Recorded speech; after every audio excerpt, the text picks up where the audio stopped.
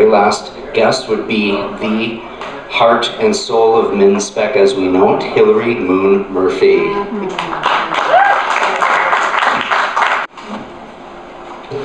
I'm going to be reading a short story that actually started at a MinSpec meeting and that is all the fault of Terry Faust. It started at a MinSpec meeting, but since I've only just recently actually completed the darn thing, I figured it still counted as something new. And it's called the Screaming Victims Union. Being a member of the union should involve more than just visiting monster-infested areas and then running and yelling your head off when a monster actually arrives. That's just the basic scenario. If you stop there, you're ignoring all the subtleties and exquisite variations available to you. Being a victim can be the final note of your career, so why not turn it into a high art? There are some kids who join the union just for the adrenaline factor. They aren't serious about their work and have no intention of actually letting the monsters catch them. You can always spot them with their athletic bodies, running shoes, and stockpiles of the latest of guns, grenades, and communication equipment. Posers. Still, the union lets them sign up for entertainment for the more serious members. It's always a pleasure to watch them get too cocky and go down screaming. When Rob joined, though, I could tell he wasn't like that. It wasn't just that he was a brother. Posers come in all colors. However, they don't usually show up in work coveralls covered in plaster dust. Rob's massive hands were working hands, rough and a bit scarred, and they had dust under the fingernails. Posers always come to the union freshly showered. They're here to be seen, and they dress up a bit. Rob looked like a young Will Smith, tall, black, muscular, and badass, but he lacked the cockiness that I usually associated with thrill seekers. There was a bleakness to his gaze that made me take him seriously. We have ways of deterring the squeamish. Posters showing gruesome deaths line our walls. Right over my head was one that showed a werewolf walking off with a human arm in its teeth. The poster focused not on the monster, but instead on the mangled corpse laying in the pool of moonlight. Beneath the corpse was our slogan, "Could this be you? Find out at the Victims Union."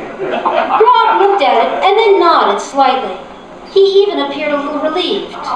Maybe he had already imagined far worse for himself when he'd come here. "You're a young, handsome man. Are you sure that you want to do this?" I asked, mostly for form's sake. No disrespect, but you're the kind of guy who looks like he should be signing up for hero work. We don't often see victims like you. "I'm certain," he said in a deep voice. I was intrigued by the possibilities in that voice. Most victims go for high-pitched shrieks when they scream, which are all right in their own way, but get boring after a while. Rob's voice was never made to shriek. Instead, I imagined him going down with a low bellow of rage after being taken down by multiple monsters who'd somehow overcome his great strength. I shuddered in delicious anticipation. It would be magnificent. The other reason that I knew he was serious was that he wanted to sign up for the official Victim Union training course. The course was completely optional, and posers usually choose to skip it. They watched horror movies, and they believe that they know everything there is about being a victim. Number 1, split up your party so that the monsters can take you out one by one. 2, open the door to let the monsters in when you've been told not to do so. Or say 3, in a confident tone, "We're absolutely safe. There's no way the monsters can get us here." But there are so many possibilities they've never considered. First off are your fashion choices. Some choices are aesthetic. Do you dress to fit your stereotype, or create your own unique image? It's one thing to be a senior citizen in the classic frumpy old lady outfit with a cane, but how much more interesting it would be if instead the same senior citizen wore a black leather jacket with Dykes on Bikes painted on the back. Some choices are practical. If you're a pretty girl, where can you buy those set of high heels that come off the moment you have to run in them? After fashion comes coursework on learning about your preferred monsters, how to best attract them, and group sessions where you can practice your final moments in a safe, supportive setting. It's all great stuff, but I found myself hesitating when it came to signing Rob up for the class. When I looked into his somber gaze, I once again felt his unique potential. He was strong, and from the way he studied our office, I could tell he was a thinker too. I didn't want him to be guided by his teachers and classmates to one of the standard victim categories. I wanted him to forge his own path. "Have you considered private tutoring?" I asked. He raised an eyebrow. "Private tutoring? From whom? From me, I said. I held up my hand. Angelique Wilson. He looked at my hand, but did not take it. Instead, Rob's dark gaze settled on me, and he asked, "What do you know about being a victim? From what I understand, experience in the field is usually fatal." And then he paused and looked at me again more closely. "I'm not much to look at. Just another black woman with dreads, a small chest, and a big butt." But when Rob looked at me, I could see that calculating look. It was the look of someone who had part of a puzzle, but could figure out the rest of it from the shape of the pieces. "Unless," he said slowly, "you become one of the monsters." "Unless you become one of the monsters," I agreed. I'd been right. He was a thinker. "How do you think the union finds enough volunteers to keep it open 24/7? We don't even close for Christmas." His nostrils flared, and he asked quietly, "Is this how you stock your larder? By volunteering at the Victims Union?"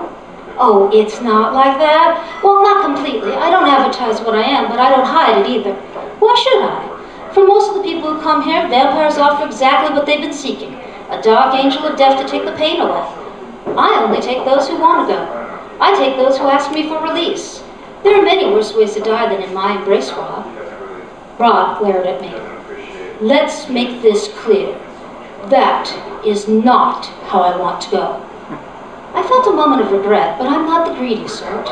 I know vampires are for everyone. We do have to leave some victims for the other monsters, and in a way, this would make teaching him easier. No conflict of interest.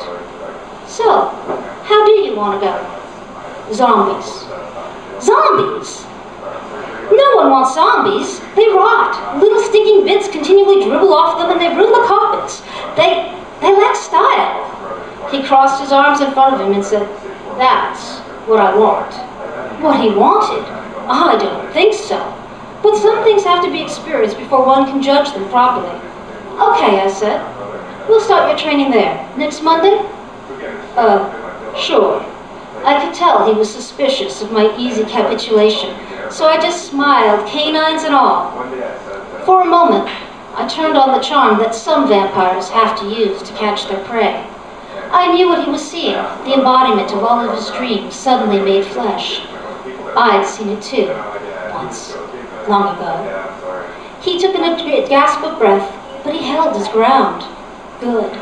He was a strong one. Most people go under a vampire's spell of seduction so fast, they're no challenge at all. I deliberately let the charm drain away. He shuddered, and then he grabbed my collar and said, "Don't you ever do that again." I could have ripped his arm off if I wanted to. I let it stay. "Don't worry, that was a one-time demonstration." "A demonstration of what?" "I have the power to sway you to my will, to bind you to me, to make you like it. I choose not to."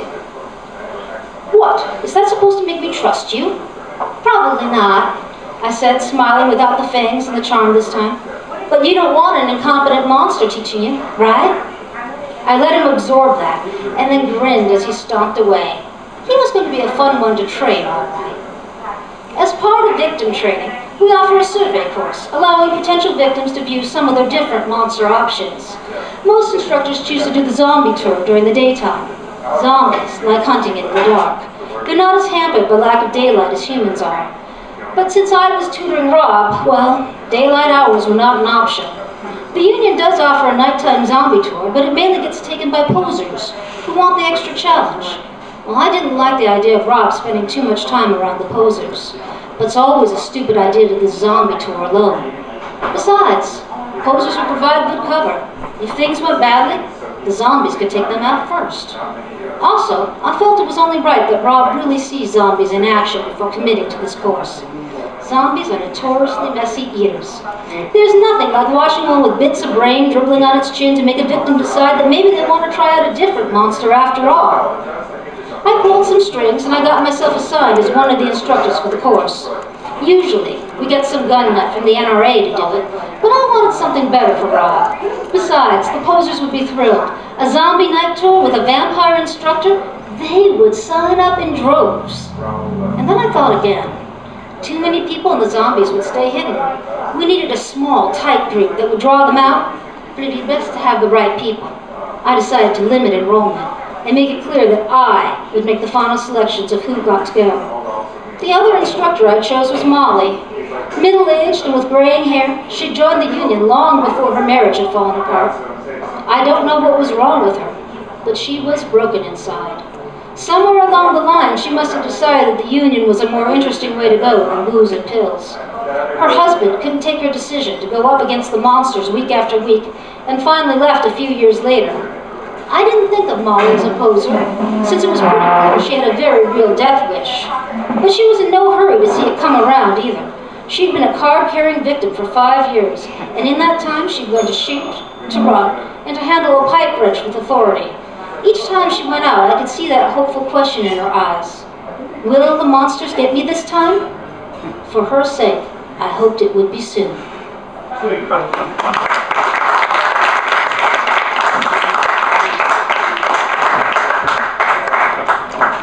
And that's it. Thanks everybody for coming out. Again, just like to mention that if you liked some of the things you saw, if you needed the list of names, I can be over here for a little bit.